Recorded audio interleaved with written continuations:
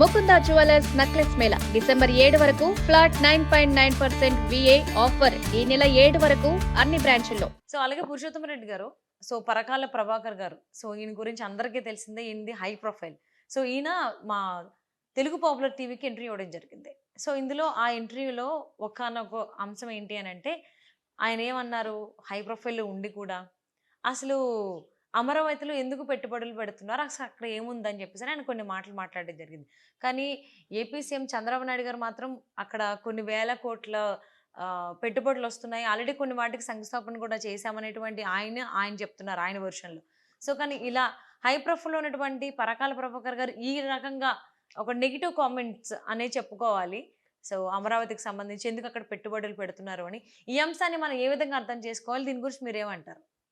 బహుశా పరకాల ప్రభాకర్ గారు ఉద్దేశంలో పెట్టుబడులు ఎందుకు వస్తాయని అంటాడు. దాని ఉద్దేశం అదేంటిది, పెట్టే వాళ్ళని ఎందుకు పెడుతున్నారని అనడు. ఎందుకంటే పెడితే ఎవరు వద్దంటారు, కానీ అక్కడికి రావు, మీరు ఊహిస్తున్నట్టుగా రావు అనేది ఆయన ఉద్దేశం. బహుశా దాంట్లో జెన్యూనిటీ కూడా ఉంది. ఆయన లోపలికి వెళ్ళి నేను పరకాయ ప్రవేశం చేయలేను కానీ, బట్ కామెంట్ దగ్గరగా ఉంది కదా. ఇప్పుడు 16 నెలలు అయింది, విశాఖపట్నానికి పరిశ్రమలు వస్తున్నాయి, శ్రీ సిటీకి పరిశ్రమలు వస్తున్నాయి తప్ప అమరావతిలో ఏ పరిశ్రమలు వచ్చినాయి, రావు.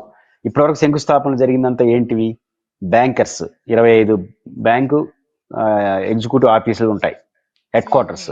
ఇవేంటివి గవర్నమెంట్ డిసైడ్ చేసినట్టు. ఇప్పుడు అసెంబ్లీ ఉంది, ఏడైనా కట్టుకోవచ్చు, సెక్రటేరియట్ ఉంది, ఏడైనా కట్టుకోవచ్చు, హైకోర్టు ఉంది, చట్టం ప్రకారం ఏడైనా కట్టుకోవచ్చు. అంటే ప్రభుత్వం తాను డబ్బులతో పెట్టేదాన్ని ఏడైనా చేసుకోవచ్చు, వాళ్ళకి అధికారం ఉంటుంది. బ్యాంకులు కూడా ప్రభుత్వం పెట్టేదే కదా.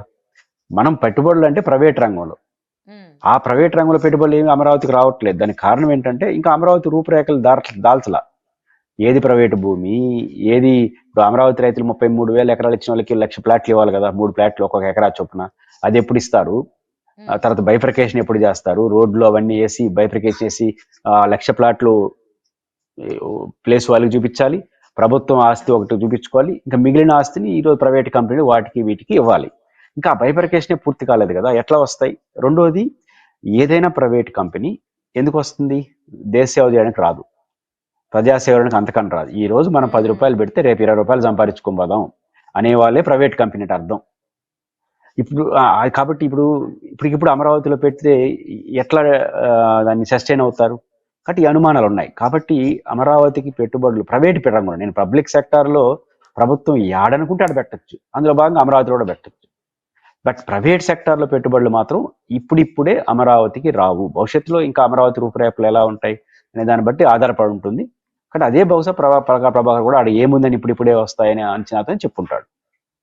ఓకే. సో అంటే ఆల్మోస్ట్ అమరావతి డెవలప్ అవ్వకపోవడానికి కారణం ఏంటంటే 5 years చంద్రబాబు నాయుడు గారు ప్రభుత్వం లేదు, ఆయనకి పవర్ లేదు కాబట్టి చేయలేదు. ఇప్పుడు వచ్చింది కాబట్టి స్టార్ట్ చేస్తున్నారు. సో అమరావతిని ఒక టాప్ సిటీస్లో, సో ఆ లిస్ట్లో ఉండేటువంటి విధంగా మేము ప్లాన్ చేస్తున్నాం అని చెప్పి ఆయన అంటున్నారు. సో అది డ్రైనేజ్ గురించి కావచ్చు, ఎలక్ట్రిసిటీ గురించి కావచ్చు, ఏ రకంగానే అంటే టాప్ సిటీస్ సింగపూర్ కానీ జపాన్, సో అబ్రాడ్కి వెళ్ళి అన్ని అక్కడ టెక్నాలజీస్ ఏమున్నాయి అవన్నీ ఇక్కడ తీసుకొచ్చి డెవలప్ చేసేటువంటి ఆలోచనలో ఏపీ సీఎం చంద్రబాబు నాయుడు గారు ఉన్నారు అమరావతిని ఉద్దేశించి. సో అది జరిగేటువంటి అవకాశం ఉంది అనుకోవచ్చా? సౌజన్య గారు బేసిక్గా ఇప్పుడు అమరావతి, సౌజన్య గారు ఇప్పుడు బేసిక్గా ఇప్పటికీ ఎన్ని పేర్లు వచ్చాయి అమరావతి పేర్లు చెప్పండి. ఒకసారి బాహుబలి, ఇంకొకసారి ఇంకొకటి, ఇంకో సింగపూర్ పోతే సింగపూరు, ఇస్తాంబుల్ పోతే ఇస్తాంబుల్, వాషింగ్టన్ ఏ ఊరు పోతే ఆ ఊరు పేర్లని చెప్పేసినారు. అవేమి కావు, మన అమరావతిగానే ఉంటుంది. అది వాషింగ్టన్ కాదు, సింగపూరు కాదు, బెంగళూరు కాదు, మన అమరావతి లాగానే ఉంటుంది. అది అమరావతే, మళ్ళీ దాని ఇంకో పేర్లు ఏమి రావు. పాయింట్ ఏంటంటే హైదరాబాద్ 400 డెవలప్మెంట్ ఉద్దేశించి ఆ మోడల్ సాధ్యం కాదంటున్నా. డెవలప్ చేసేటువంటి ఆలోచనలు ఉన్నాము అని ప్లాన్స్ కూడా చూపిస్తున్నారు. టెక్నాలజీ అంటే ఏంటి, రోడ్లు బాగా వేయడం, ఇవే కదా టెక్నాలజీ అంటే. ఏం పెడతారు, రోడ్లు బాగు చేయడం, ఉన్న దాంట్లో టెక్నాలజీ ఉపయోగించుకోవడం, ఇవి టెక్నాలజీ సమస్య కాదు. ఇప్పుడు హైదరాబాద్ ఎందుకు డెవలప్మెంట్ అయింది, కోట్లాది రూపాయలు విలువ చేసే ప్రైవేట్ కంపెనీలు వచ్చినాయి, కోట్లాది రూపాయలు విలువ చేసే పబ్లిక్ సెక్టర్ అక్కడ ఉంది. అన్నిటికన్నా మించి వెదర్ బాగుంది, మీరు హైదరాబాద్లో ఉంటారు కాబట్టి వెదర్ బాగుంది, విస్తారమైన ల్యాండ్ ఉంది. ఇక్కడ ల్యాండ్ యాడ్ ఉంది. ఇప్పుడు మనం 33,000 ఎకరాలు రైతుల నుంచి తీసుకుంటే కానీ ల్యాండ్ లేదు. ఇప్పుడు ఏమంటున్నారు, ఇంటర్నేషనల్ ఎయిర్పోర్ట్ కట్టాలంటే ఇంకో 40,000 ఎకరాలు కావాలంటున్నారు. అంటే ఒక్క ఎకరా అదనంగా కావాలన్నా రైతు దగ్గర పోవాల్సి వస్తుంది. హైదరాబాద్కి ఆ దుస్థితి లేదు. హైదరాబాద్కు లక్షల ఎకరాలు ఎక్స్టెండ్ చేసుకుంటా పోతా ఉంటే కనపడతా ఉంది. కానీ అమరావతి చుట్టూ ల్యాండ్ అనేది ఒక సమస్య. ఒకళ్ళు తీసుకుందామంటే మంచి సారమైన భూములు, రెండు తీసుకుందామంటే డబ్బులు ఎక్కువ ఉన్నాయి ప్రభుత్వం దగ్గర. 15,000 కోట్లు ప్రపంచ బ్యాంక్ అప్పు తీసుకోవడం కోసం సోపాలు పడ్డాం. డబ్బులు ప్రపంచ బ్యాంక్ నుంచి అమరావతి రాజధానికి. ఈ బైఫర్కేషన్ 50,000 ఎకరాలు ఏదైతే గతంలో ఉన్నాయో, దీన్ని బైఫర్కేషన్ చేసే వాళ్ళకి ఫ్లాట్ చేయాలంటే 50,000 కోట్లు అవుతుంది. ఇప్పటివరకు 15,000 కోట్లు అప్పు తీసుకోవడానికి ఇన్నేళ్ళు పట్టింది. 3 దఫాలుగా ఇస్తారట. 50,000 కోట్లు ఎప్పుడు తేవాలి, ఎప్పుడు బైఫర్కేషన్ చేయాలి, ఎప్పుడు లక్ష ఫ్లాట్లు అమ్మాలి, ఎప్పుడు అవుతుంది? ఒక ఊహాజనితంగా కనిపిస్తోంది. అందుకని చంద్రబాబు గారు ఎంత చెప్పినా మనకున్న ఫైనాన్స్ కండిషన్ రీత్యా, ఆ ప్రాంతానికి ఉన్న పరిమితమైన అవకాశాల రీత్యా ఖచ్చితంగా వారు కోరుతున్నట్టుగా ప్రపంచంలో టాప్ 5, భారతదేశంలో నెంబర్ 1 అంటే హైదరాబాద్ దాటిపోతుందా అమరావతి? సాధ్యమనా? హైదరాబాద్ ఎక్కడ, మనం ఎక్కడ? ఎందుకంటే హైదరాబాద్కి 400 సంవత్సరాల చరిత్ర ఉంది. 1,000 కోట్ల రూపాయల ప్రభుత్వ రంగం పెట్టుబడులు వచ్చేసినాయి. ఈరోజు మీరున్నటువంటి ఈ ఫైనాన్స్ డిస్ట్రిక్ట్కి వెళ్తే అమెరికాలో ఉన్నామా అనిపిస్తుంది. అది ఎప్పుడు అయ్యేది? ఎన్నేళ్ళు పట్టింది? కాబట్టి రెండోది ఒక 10,000 ఎకరాలు 20 ఎకరాలు ఎమ్మడి ఇచ్చేస్తాడు. పట్టకపోతే ఇప్పుడు ఉన్నటువంటి హైదరాబాద్ సిటీ మెట్రోపాలిటన్ సిటీ అయ్యేది కాదు. సో 25 సంవత్సరాలు 30 సంవత్సరాల క్రితం చూసుకుంటే అసలు పొంతన కూడా లేదు ఇప్పుడున్నటువంటి హైదరాబాద్ కి అప్పుడున్నటువంటి హైదరాబాద్ కి. మరి హైదరాబాద్ అయింది కానీ వరంగల్ అవ్వాలి ఎందుకు అవ్వలేదు? ఖమ్మం ఎందుకు కాలేదు? వాటికి కూడా చరిత్ర ఉంది కదా. అదే తెలంగాణలో నల్గొండ ఎందుకు కట్ట కాలేదు? వరంగల్ ఎందుకు కాలేదు? మహబూబాద్ ఎందుకు కాలేదు? ఖమ్మం ఎందుకు కాలేదు? భద్రాచలం ఎందుకు కాలేదు? విశాఖపట్నం ఎందుకు అవుతోంది?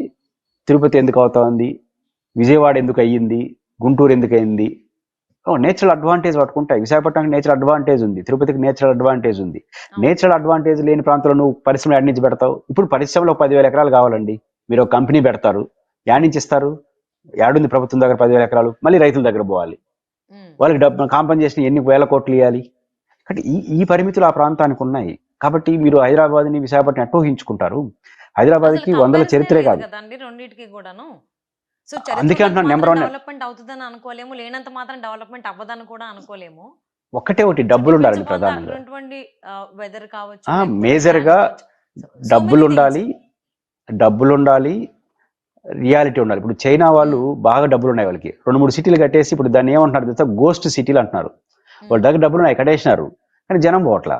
దానివల్ల గోస్ట్ సిటీ దెయ్యాల సిటీ తెలంగాణ, మన ఎక్కడ చైనాలో లక్షల కోట్లు పెట్టి కట్టేసినారు, కానీ అక్కడ జనం పోయేసరికి అది గోస్ట్ సిటీలుగా మారిపోతున్నాయి. కాబట్టి డబ్బులుంటే సరిపోదు, నేచురల్ అడ్వాంటేజ్. ఇప్పుడు బెంగళూరు, చెన్నై ఎందుకు దాటిపోయింది? హైదరాబాద్ ఎందుకు దాటిపోయింది? దానికి కూడా నేచురల్ అడ్వాంటేజ్ అట్లాంటిది. కాబట్టి నేచురల్ అడ్వాంటేజ్ ఉండాలి, మనం పెట్టుబడులు పెట్టిన డబ్బులు ప్రభుత్వం దగ్గర ఉండాలి. ఈరోజు నెలకు జీతం ఇవ్వాలంటే అప్పులు పోవాల్సి వస్తుంది. ఎట్లా ప్రయోగాలు చేస్తావు? అక్కడ ప్రాబ్లం, డబ్బులకు పరిమితులు ఉన్నాయి, ఆ ప్రాంతంలో ల్యాండ్కి పరిమితులు ఉన్నాయి. కాబట్టి ఆ తరహా నగరం అనేది సాధ్యం కాదు. బట్ అదొక నగరంగా రాజధానిగా అది డెవలప్మెంట్ స్లోగా అవుతుంది.